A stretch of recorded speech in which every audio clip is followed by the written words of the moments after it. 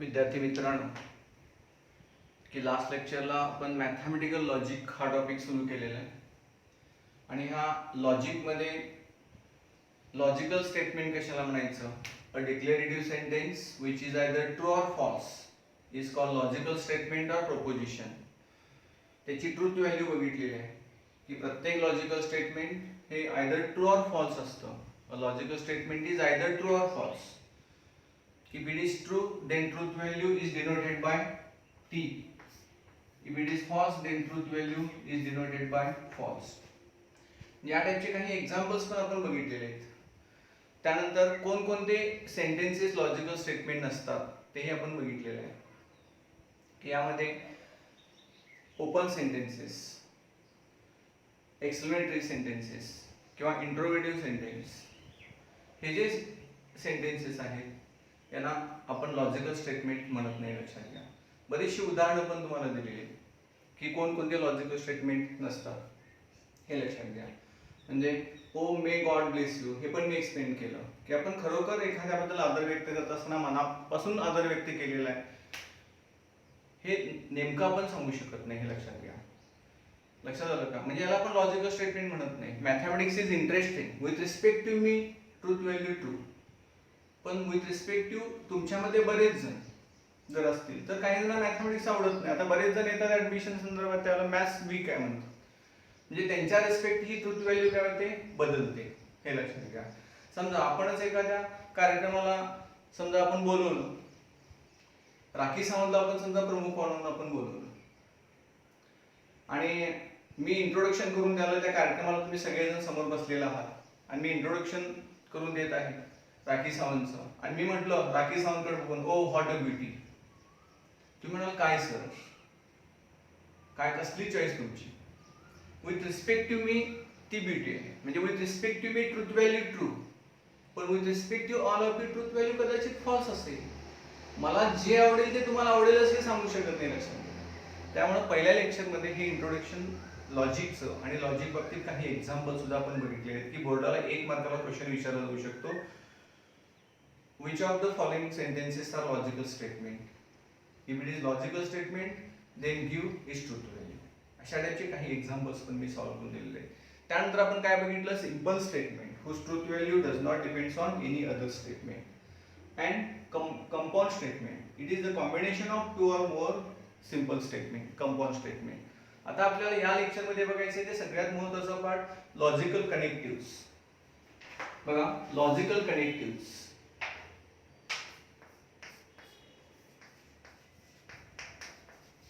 Logical कनेक्टिव्हज. आता logical connectives कशाला म्हणायचं? The word or phrase which join two simple statements are called logical connectives. हे लक्षात घ्या. म्हणजे ज्या वर्डनं और किंवा ज्या फ्रेजनं आपण 2 सिंपल स्टेटमेंट जॉईन करणार आहोत त्याला आपण लॉजिकल कनेक्टिव्हज म्हणतो. एकूण आपण 5 लॉजिकल कनेक्टिव्ह स्टडी करायचे. त्याच्यामध्ये कोणकोणत्या की 2 सिंपल स्टेटमेंट आपण अँड न जॉईन करू शकतो, 2 सिंपल स्टेटमेंट आपण ऑर न जॉईन करू शकतो, 2 सिंपल स्टेटमेंट आपण इफ देन न जॉईन करू शकतो आणि 2 सिंपल स्टेटमेंट आपण इफ अँड ओनली न जॉईन करू शकतो. आणि नॉट निगेटिव्ह स्टेटमेंट हे सुद्धा आपल्याला बघायचं आहे. म्हणजे एकूण ह्याचं लॉजिकल कनेक्टिव्ह आपण कशाला म्हणतो? The word or phrase which join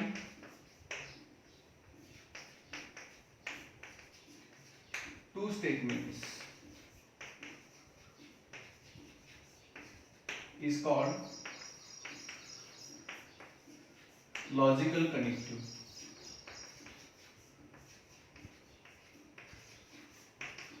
Logical connective. There are 5 logical connectives that we will study.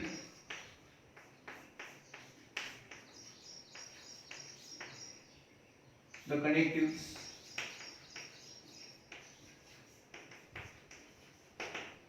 First and, second or, third, if then, fourth, if and only if.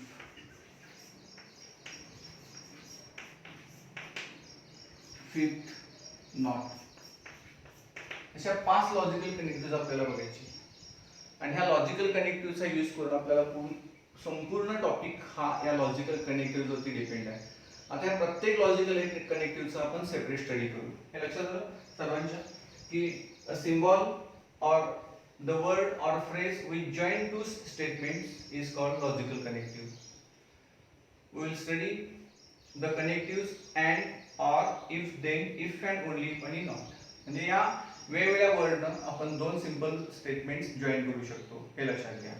आता याच्यामध्ये प्रत्येकाचा सेपरेट स्टडी करू. पहिलं जे आहे ते अँड, त्याला आपण म्हणतो कंजक्शन.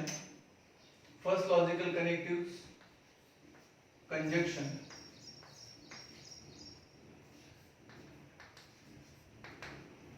Conjunction. ह्याचं English meaning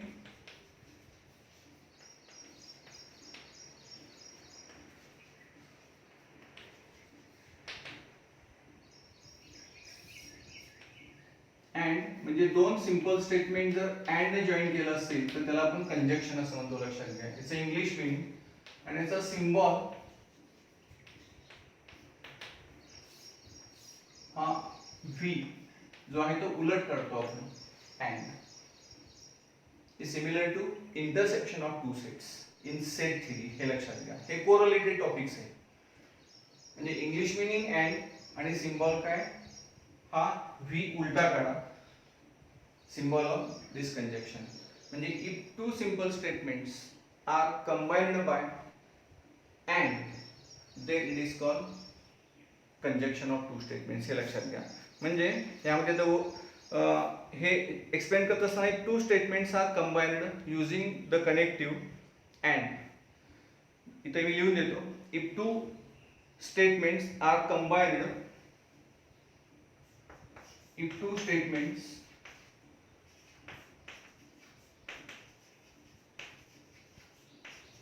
are combined using connective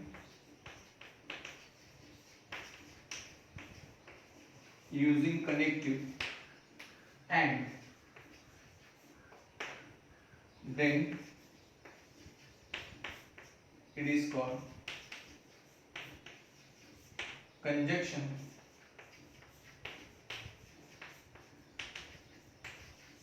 of two statements.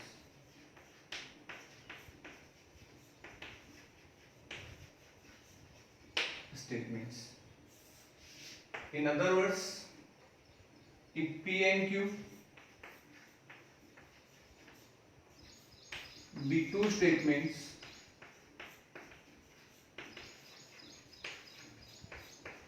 then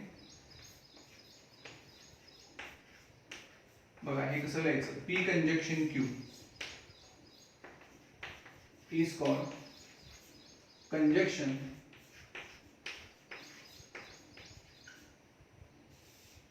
of two statements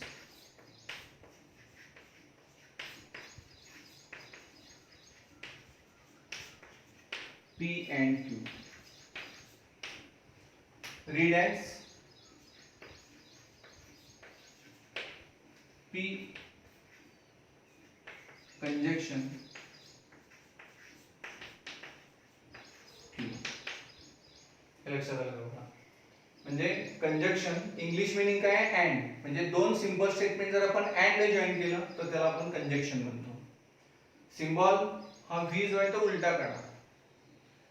if two statements are combined using connective and. म्हणजे दोन सिंपल स्टेटमेंट जर आपण अँड या कनेक्टिव्हने जॉईन केलं असेल तर त्याला आपण कंजक्शन ऑफ टू स्टेटमेंट्स म्हणतो. In other words, if P and Q be two statements, then P conjunction Q is called conjunction of two statements P and Q. Read as P conjunction Q. आता याच्यामध्ये सगळ्यात महत्त्वाचा part म्हणजे त्याचं truth table आपल्याला तयार करायचं आहे. म्हणजे सिंपल स्टेटमेंट्स हे तुम्हाला सांगितले की स्मॉल लेटर आपण डिनोट करतो. आता याचं ट्रूथ टेबल सगळ्यात महत्त्वाचं आहे. ट्रूथ टेबल वरती जवळजवळ 6 ते 7 वेगवेगळ्या भिन्न क्वेश्चन विचारला जाऊ शकतो. मग आता ट्रूथ टेबल कसं तयार करायचं? कारण प्रत्येक लॉजिकल स्टेटमेंट हे काय असतं, आयदर ट्रू ऑर फॉल्स. म्हणजे त्याची truth value true or false T or F असते. मग एक स्टेटमेंट घेतलं तर दोन बेस हा दोन घ्यायचा, कारण प्रत्येक स्टेटमेंट जसं कॉइन टॉसिंग अ कॉइन आपण प्रोबॅबिलिटी मध्ये बघितलेलं आहे, कॉइनचा सुद्धा बेस आपण काय घेतो टू, कारण त्याला दोन बाजू असतात, एक हेड और टेल. तसं स्टेटमेंटला सुद्धा दोन बाजू आल्या, ट्रू और फॉल्स, हे लक्षात घ्या. मग इथं बेस टू घ्या. एक स्टेटमेंट असेल तर 2 दोन पॉसिबल केसेस, दोन स्टेटमेंट असतील तर 2 चार पॉसिबल केसेस, तीन स्टेटमेंट असतील तर 2 आठ पॉसिबल केसेस. आपल्याला मॅक्सिमम 12 सिलेबस मध्ये तीन स्टेटमेंटचं स्टेटमेंट पॅटर्न पुढे आपल्याला स्टडी करायचं आहे. ट्रूथ टेबल करत असताना मॅक्सिमम तुम्हाला तीन स्टेटमेंट त्याच्यामध्ये असतील, हे लक्षात घ्या. त्यामुळे केसेस कशा घ्यायच्या, जसं coin tossing 2 coins, tossing 1 coin आणि टॉसिंग 3 कॉइन, जशा केसेस येतात तशाच इथे हे केसेस येतात, लक्षात घ्या. मग इथे सगळ्यात महत्त्वाचं की ह्या केसेस पाठ करायच्या नाहीत. 8 केसेस बरेच जण पाठ करतात किंवा काही वेळेला आपल्या मनाप्रमाणे लिहितात, तर त्याप्रमाणे पण नाही चालणार, कारण बोर्ड एक्झाम मध्ये कसं असतं, स्टँडर्ड पॅटर्न प्रमाणे आन्सर चेक करतात.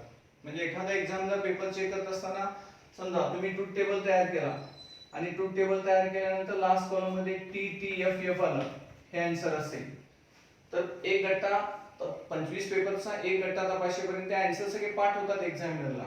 त्या लास्ट कॉलम फक्त तो चेक करतो टी टी एफ एफ. मग एक्झामिनरने टी टी एफ एफ जर वेगळं असेल, हे आन्सर तुमचा असा असेल एफ एफ टी टी, तर हे तुमच्या पद्धतीने ते ऍक्युरेट असतं. ते कसं असतं ते ट्रूथ टेबल तयार करत असताना मी तुम्हाला त्या वेळेला सांगत जाईनच. मात्र सांगण्याचा उद्देश हा आहे की जे स्टँडर्ड बोर्ड पॅटर्न प्रमाणे जे असतं त्या पद्धतीने तुम्ही द्यायला शिका. दुसरी मेथड कोणतीही अवलंबू नका, हे लक्षात घ्या. ती सोपी मेथड असते. आणि समजा बोर्डाला काही वेळेला एक्झामिनरनं ते व्यवस्थितपणे जर चेक केलं, व्यवस्थितपणे त्या एक्झामिनरने बघितलं, तर तुम्हाला ते 3 पैकी 3 मार्क्स पडतील. मात्र सीईटी मध्ये लास्टचा जो कॉलम असतो टी टी एफ एफ तोच एका ऑप्शन मध्ये असणार आहे आणि त्याला पॅरलल उरलेले 4 ऑप्शन्स असणार आहेत, 3 ऑप्शन असणार आहेत. तेव्हा तिथं तुमचा आन्सर हेच ग्राह्य धरलं जाणार आहे, लक्षात घ्या. टी टी याच पॅटर्न ग्राह्य धरलं जाणार आहे. तुमचं कितीही करेक्ट असलं तुमचा answer F F T T असेल तर हे ग्राह्य धरलं जाणार नाही. त्यामुळं सगळ्यांनी परफेक्ट लक्षात ठेवायचं, जे जे प्रत्येक सब्जेक्टचे जे जे इन्स्ट्रक्शन देतात त्या स्ट्रिक्टली फॉलो करायच्या. आपल्या स्वतःची आन्सर्स कुठलेही तयार करायचे नाही. हां, तुम्हाला जर पटत नसेल तर सरांशी तुम्ही त्या सब्जेक्ट टीचरशी काय करा, सल्ला मसलत करा, त्यांचं ओपिनियन घ्या.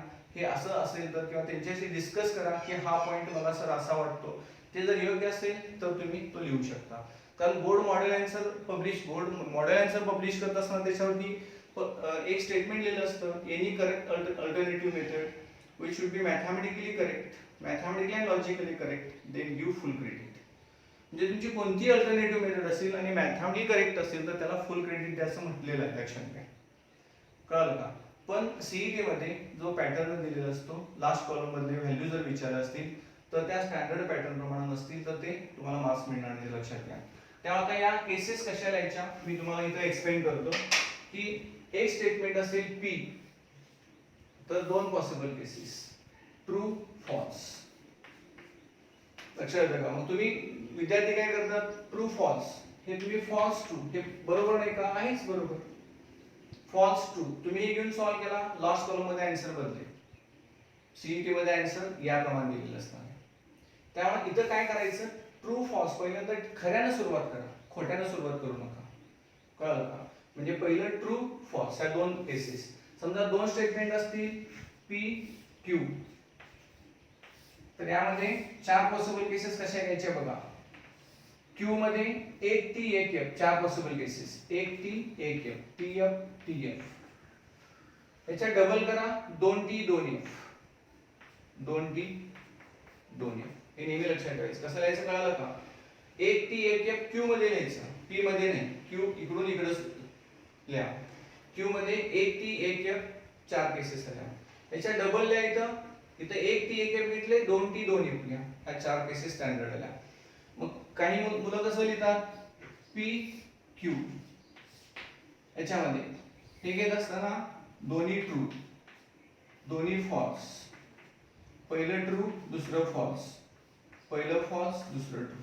काहींच्या 3च स्टेप येतात का, दोन्ही ट्रू दोन्ही फॉल्स, एक ट्रू एक फॉल्स, चौथी केस येतच नाही, लक्षात घ्या.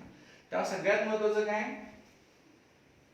इथं कसं घ्यायचं, एक टी एक एफ क्यू मध्ये आणि त्याच्या डबल करा 2t 2f p मध्ये. हे दोन्ही ट्रू दोन्ही फॉल्स, एक पहिलं ट्रू दुसरं फॉल्स पहिलं ट्रू नाही चालणार. ह्याप्रमाणे हे सगळं करेक्ट, पण ते एक्झामिनरने व्यवस्थितपणे बघितलं पेपर तपासत असताना किंवा मॉडरेटरच्या लक्षात आलं तर ते मार्क्स मिळतील. मात्र सीईटीला 0 मार्क्स पडणार आहे, लक्षात घ्या. त्यानंतर 3 स्टेटमेंट पॅटर्न्स असतील, P Q R. Possible cases कशा लिहायच्या बघा. इकडून आर पासून इकडं पी क स्टार्ट करायचं. 8 पॉसिबल केसेस. आर मध्ये 1t 1f 8 वेळा लिहा. tf tf tf tf. आता याच्या डबल करा. 1t 1f घेतले, 2t 2f tt f f tt f f. आता याच्या परत डबल करा. इथे 1t 1f घेतले, त्याच्या डबल काय केलं, 2t 2f. त्याच्या डबल करा 4t 4f 4t 4f. कळलं का? म्हणजे ह्या स्टँडर्ड केसेस, ह्या पाठ करावं लागत नाही. ही टेक्निक तुम्ही लक्षात ठेवा. तर काय क्यू पासून इकडे जायचं. क्यू 2 स्टेटमेंट असतील, 4 possible cases, 1t 1f tf tf. त्याच्या डबल करा 2t 2f tt f. 3 statement patterns असतील तर आर पहिल्यांदा लिहा, क्यू लिहा, नंतर पी लिहा. आर मध्ये काय लिहायचं, 1t 1f 8 पॉसिबल केसेस. त्याच्या डबल करा 2t 2f हे 8 पॉसिबल केसेस. त्याच्या डबल करा 4t 4f. म्हणजे हे खूप सोपं आहे, लक्षात आलं. त्या ट्रूथ टेबल वरती जवळजवळ 6 ते 7 प्रकारचे क्वेश्चन्स विचारले जातात. हे मगाशी मी तुम्हाला एक्सप्लेन केलं. त्या ट्रूथ टेबल तयार करणे सगळ्यात सोपी गोष्ट आहे. टॉपिकही सोपा आहे, कन्सेप्ट भरपूर आहेत, पण याच्यावरती सीईटीला क्वेश्चन विचारत असताना खूप कॉम्प्लिकेशन्स करता येतात, हे लक्षात घ्या. तुम्हाला त्याला त्याचं एक्सप्लेनेशन देत जाईल. पण हे लक्षात आलं का बघा.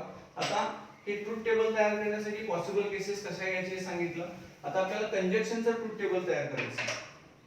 कंजक्शनचं ट्रूथ टेबल. आता हे ट्रूथ टेबल तयार करत असताना 4 केसेस येणार, 2 statement. Truth table. The truth table of P conjunction Q.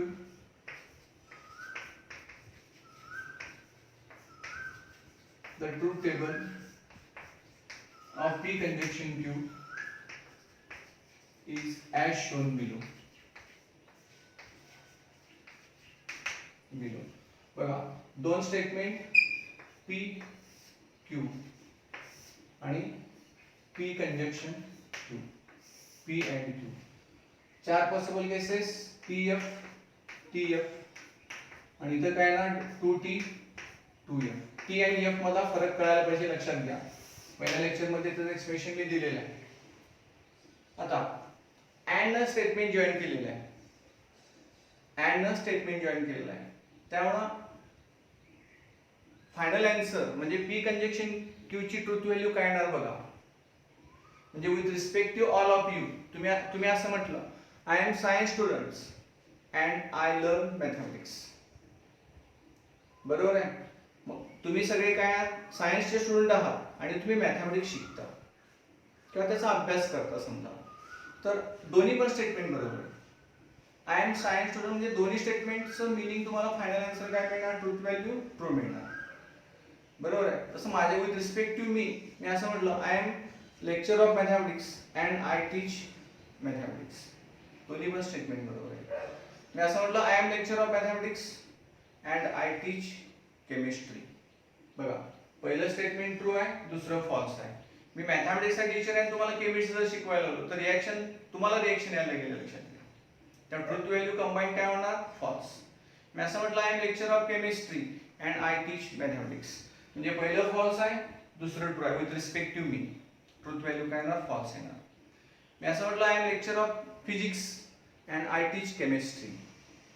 बघा सगळं जे येतं ते पण दिसेल तुम्हाला.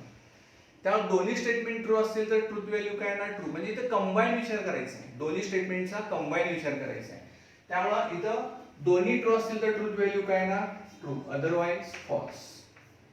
म्हणजे इथं मी हा मेन याला ब्लॉक करतो. दोन्ही स्टेटमेंट ट्रू असतील तर ट्रूथ व्हॅल्यू ट्रू. मेन केस लक्षात ठेवायचं आणि ट्रूथ टेबल तयार करत असताना सुद्धा त्या पद्धतीने पट त्या केस बघायचे आणि बाकीचे त्याच्या उलट लिहायचं, लक्षात घ्या. म्हणजे कंजक्शनची ट्रूथ व्हॅल्यू घेत असताना काय करायचं, दोन्ही ट्रू असतील तर ट्रू, अदरवाइज फॉल्स. मग त्या दोन कॉलम 8 केसेस असतील, फक्त ते दोन्ही कॉलम चेक करताना दोन्ही ट्रू ट्रू ट्रू. टी कुठे आहे बघा, तिथं तेवढं काय लिहा, टी लिहा. बाकीच्या सगळ्या काय करा, ट्रूथ व्हॅल्यू फॉल्स लिहा. लक्षात आलं. म्हणजे इथं कनेक्टिव्ह जे लॉजिकल कनेक्टिव्ह जे आहे कंजक्शन, हे आपण अँड ने जॉईन केलं तर त्याला आपण कंजक्शन म्हणतो. आता यामध्ये बघा की सगळ्यात महत्वाचं की कंजक्शन मध्ये अँड ला वेगवेगळे वर्डिंग तुम्हाला दिलेले आहे, ते पण वर्डिंग मी तुम्हाला लिहून देतो. Other English words such as but, yet, though, still, moreover हे अँड ऐवजी विचारले जातात, हे लक्षात घ्या. लक्षात आलं का? म्हणजे समजा मी तुम्ही असं स्टेटमेंट केला, I am science students but I learn history. म्हणजे सायन्सचा स्टुडंट असताना सुद्धा मी हिस्ट्री शिकतो किंवा हिस्ट्रीचा अभ्यास करतो. म्हणजे बट अँड ऐवजी आपण बट यूज केलं तरी चालतं. त्यामुळे हे सिमिलर वर्डिंग मी तुम्हाला लिहून देतो की but, yet, though, still, moreover are also use to join two simple statement. म्हणजे अदर इंग्लिश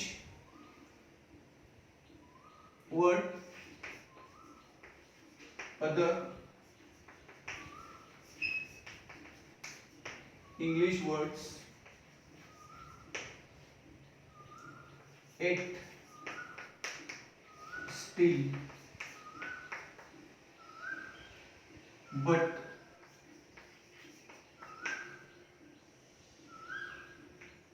or किंवा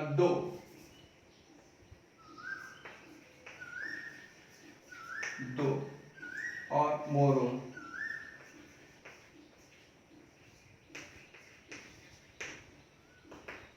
are used. हे लक्षात घ्या. अँड ऐवजी आपण other English words yet, still, but, though और moreover are used to combine two statements. To combine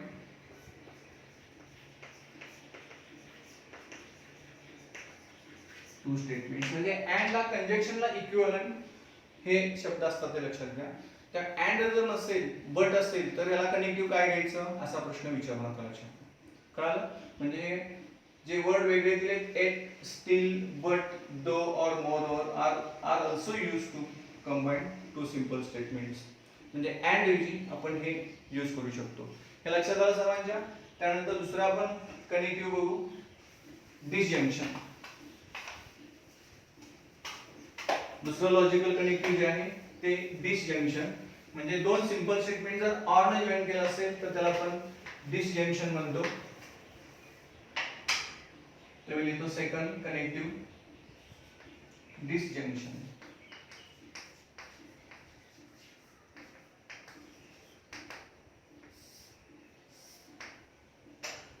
याचा English meaning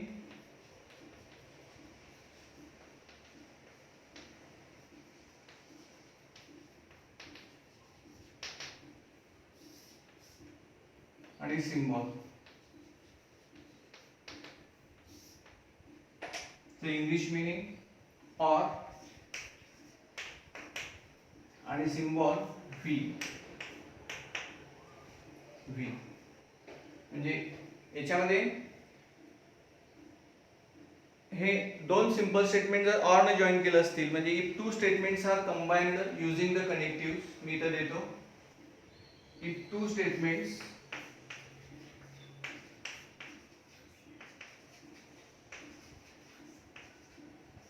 are combined using connective or are combined using connective or then it is called disjunction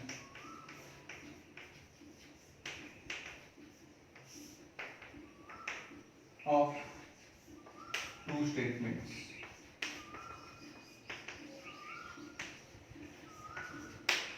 म्हणजे or जसं and join केली की conjunction, तसं or join केली की काय म्हणायचं, disjunction of two statements. In other words, if P and Q be two statements,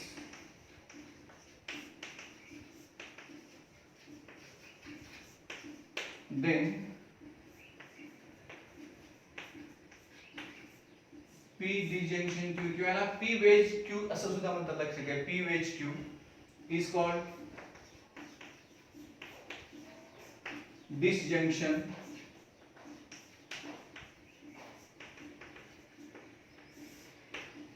of two statements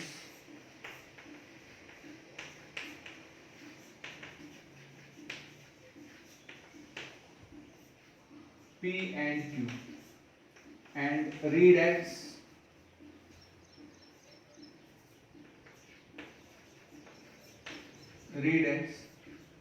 P disjunction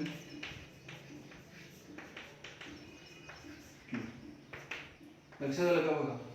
म्हणजे सेम अँड प्रमाणे हे ऑर, दोन सिंपल स्टेटमेंट ऑर ने जॉइन केलं असेल तर त्याला आपण डिजंक्शन ऑफ टू स्टेटमेंट्स म्हणतो. If two statements are combined using connective OR, then it is called disjunction of two statements. In other words, if P and Q be two statements, then P wedge Q or P disjunction Q is called disjunction of two statements P and Q, and read as P disjunction Q. आता याचं truth table, आता हे truth table तयार करत असताना बघा, हे मी explain करतो कारण हे महत्त्वाचं आहे. Truth table, the truth table of P wedge Q or P disjunction Q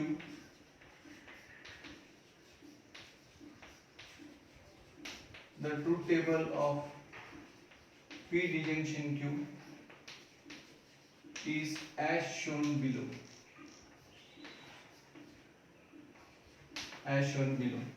दोन स्टेटमेंट P Q आणि P disjunction Q.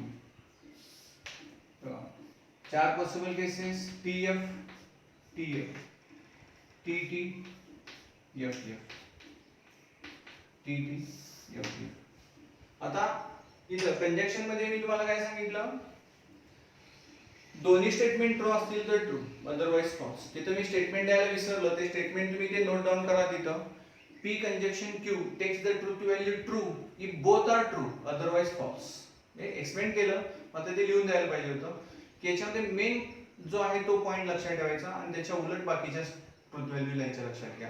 म्हणजे if P conjunction Q takes the truth value true if both are true, otherwise false. मी तिथं block केलेलं आहे, दोन्ही true असतील तर true, otherwise बाकीच्या कोणत्याही केसमध्ये तुम्ही काय घेऊ शकता, फॉल्स घेऊ शकता. आता इथं आपल्याला हे ट्रूथ टेबल कसं येणार बघा, ऑर ने जॉइन केलेलं आहे, आर ने जॉइन केलेलं आहे. तुम्ही मी with respective all of you तुम्ही जर असं म्हटलं, I am science student or I learn mathematics किंवा आय लर्न फिजिक्स, कारण प्रत्येक सायन्स स्टुडंटला फिजिक्स हा कंपल्सरी आहे. ए ग्रुप असेल तर मॅथ्स, बी ग्रुप असेल तर बायोलॉजी, हा ऑप्शन जातो. मात्र with respective all of you, I am science student and I learn physics or I learn physics, दोन्ही पण स्टेटमेंट बरोबर आहे. बरोबर आहे का? तर ट्रूथ व्हॅल्यू काय ना, ट्रू. आता तुम्ही सगळे सायन्स स्टुडंट आहात, तुम्ही असं म्हटलं I learn physics or chemistry, दोन्ही स्टेटमेंट बरोबर, बरोबर आहे. किंवा I am science student or I learn physics, दोन्ही स्टेटमेंट बरोबर, ट्रूथ व्हॅल्यू ट्रू. त्यानंतर त्याच्यामध्ये I am science student or are student, पहिलं ट्रू दुसरं फॉल्स. ऑर आहे हे किंवा ते आहे ना, त्यामुळे ऍटलिस्ट वन स्टेटमेंट जर बरोबर असेल तर ट्रूथ व्हॅल्यू काय ना, ट्रू, अदरवाइज फॉल्स. तुम्ही असं म्हटलं I am science student or I am commerce student, तर with respect to all of you truth value काय ना, फॉल्स येणार. दोन्ही पण फॉल्स असतील तर ऑर काय ना, फॉल्स येणार, अदरवाइज ट्रू. म्हणजे ऍटलिस्ट वन स्टेटमेंटची ट्रूथ व्हॅल्यू जर ट्रू असेल तर ट्रू ट्रू, डिजंक्शनची ट्रूथ व्हॅल्यू काय ना, ट्रू येणार. म्हणजे इथं मी ते स्टेटमेंट लिहितो की P disjunction Q takes the truth value false false if both P and Q are false. Otherwise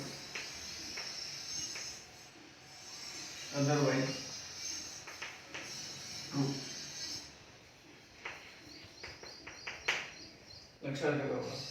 म्हणजे हे स्टेटमेंट कंजक्शन मध्ये सुद्धा तुम्ही नोट डाउन करा. P conjunction Q takes the truth value true if both P and Q are true, otherwise false. तसं P disjunction Q takes the truth value false if both P and Q are false, otherwise true. म्हणजे इथे truth value तुम्हाला काय मिळणार? Last column T T T F. म्हणजे इथं मी हे block करतो. म्हणजे मेन काय लक्षात ठेवायचं? P disjunction Q takes the truth value false if both are false, otherwise true. लक्षात आलं? म्हणजे तुम्हाला आज दोन लॉजिकल कनेक्टिव्ह मी एक्सप्लेन केलेले आहेत, एक कंजक्शन आणि डिजंक्शन. उद्या नेक्स्ट लेक्चर मध्ये आपण काय करू? इम्प्लिकेशन. म्हणजे इफ देन ने जॉईन केलं असेल तर त्याला आपण इम्प्लिकेशन म्हणतो. इफ अँड ओन्ली इफ ने जॉईन केलं असेल तर त्याला डबल इम्प्लिकेशन म्हणतो किंवा कंडिशनल स्टेटमेंट, आणि याला बाय कंडिशनल स्टेटमेंट म्हणतो. आणि नॉट म्हणजे निगेटिव्ह स्टेटमेंट जे आपल्याला तयार करायचं आहे त्याला आपण निगेशन ऑफ स्टेटमेंट म्हणतो. या तिन्हीचा स्टडी आपण उद्याच्या लेक्चरमध्ये किंवा नेक्स्ट लेक्चरमध्ये आपण करू. थँक्यू.